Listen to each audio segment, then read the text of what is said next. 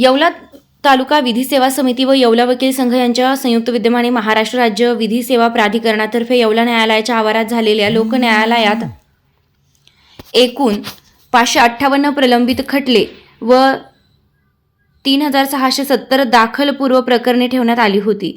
त्यासाठी जिल्हा न्यायाधीश 1 श्री M.G. देशपांडे व दुसरे सहन्यायाधीश कनिष्ठ स्तर श्रीमती S.B. राठोड यांचे 2 पॅनल नियुक्त करण्यात आले होते। त्यापैकी दाखलपूर्व 668 प्रकरणे निकाली काढून त्यातून 41,29,238 रुपये वसुली झाली, तर दाखल प्रकरणांपैकी 81,17,931 प्रकरणे निकाली काढून त्यातून 1,22,47,169 रुपये वसूल करण्यात आले।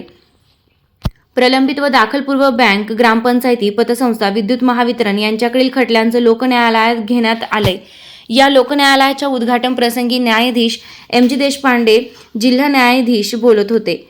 दुसरे सहन्यायाधीश श्रीमती राठोड मॅडम व येवला वकील संघाचे अध्यक्ष advocate PM Gaikwad, advocate KT Pagare, advocate AS Gaikwad, advocate Shah, advocate DS Chavan, advocate Shrimati Vasaikar, panchayat समिती विस्तार अधिकारी आदी प्रमुख पाहुणे उपस्थित होते। या पॅनल सदस्य म्हणून advocate SR Sharma, advocate PS Nikale यांनी कामकाज पाहिले।